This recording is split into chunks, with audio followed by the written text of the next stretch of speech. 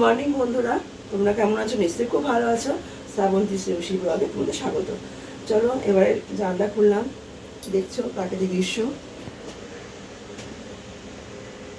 আমাদের এটা এখানে খুব ভালো লাগে, মানে এত সুন্দর পাখি রাখে, গাছপালা দেখি সকালের মর্নিংটা ভীষণ ভীষণ ভালোভাবে কেটে যায় আমাদের। চলো এবার রান্না বান্না করতে হবে, স্টার্ট করে দিই। তুমি চা খাবো, চলো স্টার্ট করে দিই কাজ করবো।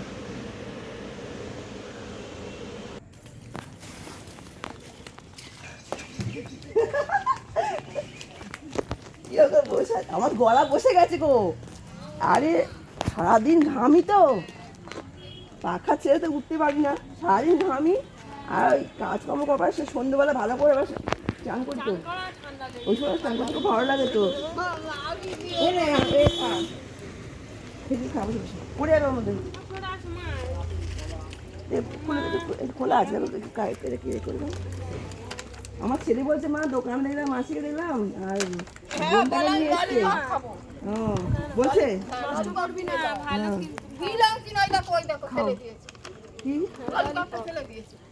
এই একটু মুখটা দেখাও সীমা, এটা আমার বোনকে দেখাও।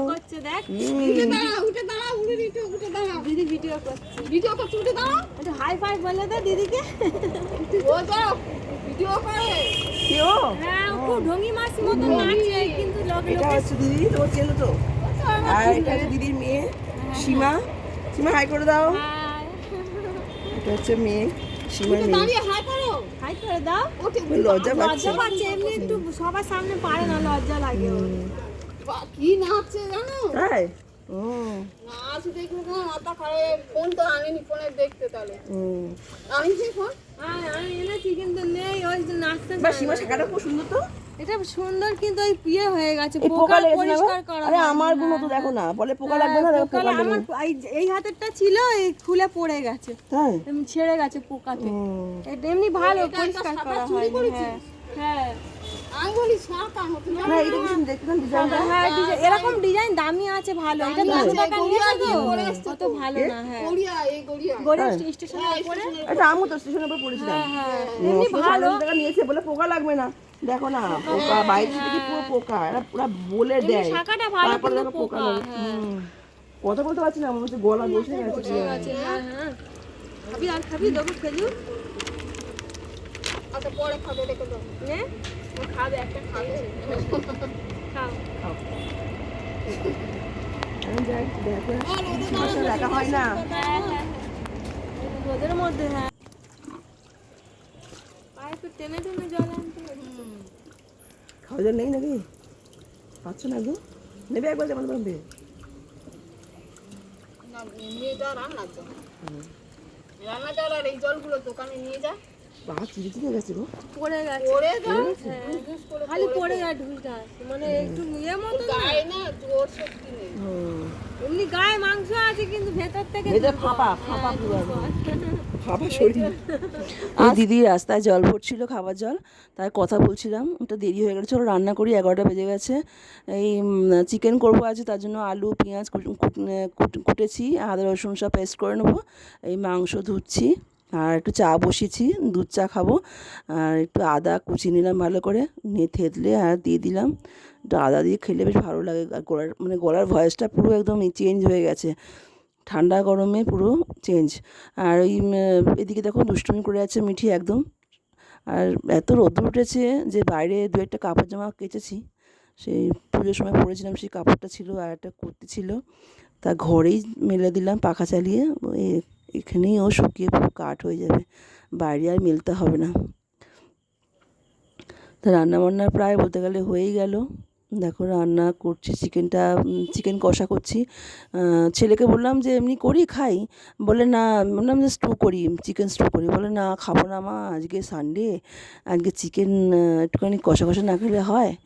আরে কি বলবো বলো তো, এত অবুঝ না ছেলেটা, খেতে ভালোবাসে। দেখো কদিন ধরে রিচ খাওয়া হচ্ছে, আর এই গরম, প্রচণ্ড গরম, একটু স্টু করলে হয়ে যেত। মানে না, চিকেন স্টু করো না, এখন চিকেন একটু কষা কষা করে করো। চিকেন কষা করছি। একটু খেয়ে দিয়ে রেস্ট নিলাম, তারপর সন্ধ্যেবেলা একটু বেরোবো। দিদিকে বললাম দিদি চলো না আমাদের সঙ্গে। মিঠি দেখো পুরো রেডি হয়ে গেছে, আর দিদিকে বললাম দিদি আমাদের সঙ্গে যাবে, চলো একটু ঘুরে আসি, চলো একটু ঘুরে আসি, ঘুরঘুরু করে আসি।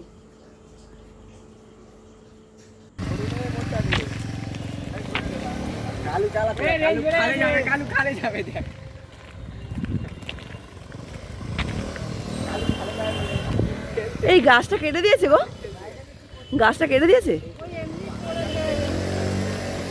এখানে।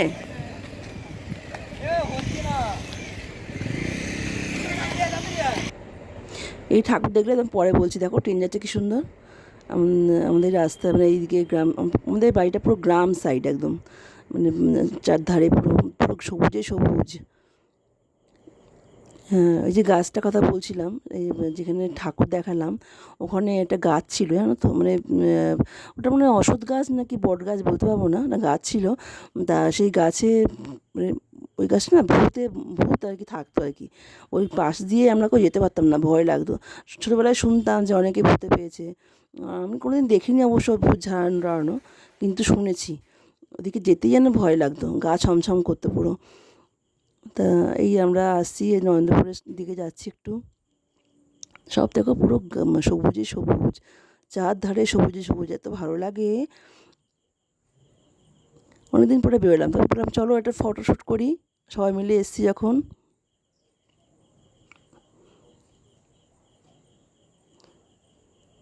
হ্যাঁ, একটা বড় হসপিটাল হয়েছে শুনেছি, হয়েছে, তা এদিকে আর আসা হয় না।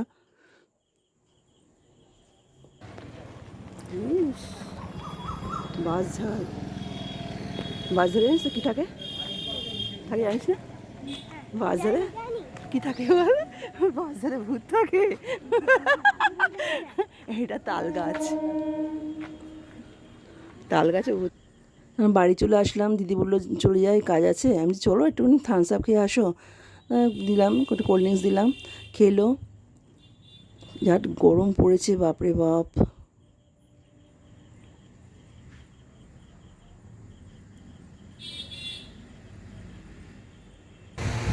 আমরা বাড়ি চলে এসেছি, এসে একটু থামস আপ খেলাম, প্রচণ্ড গরম।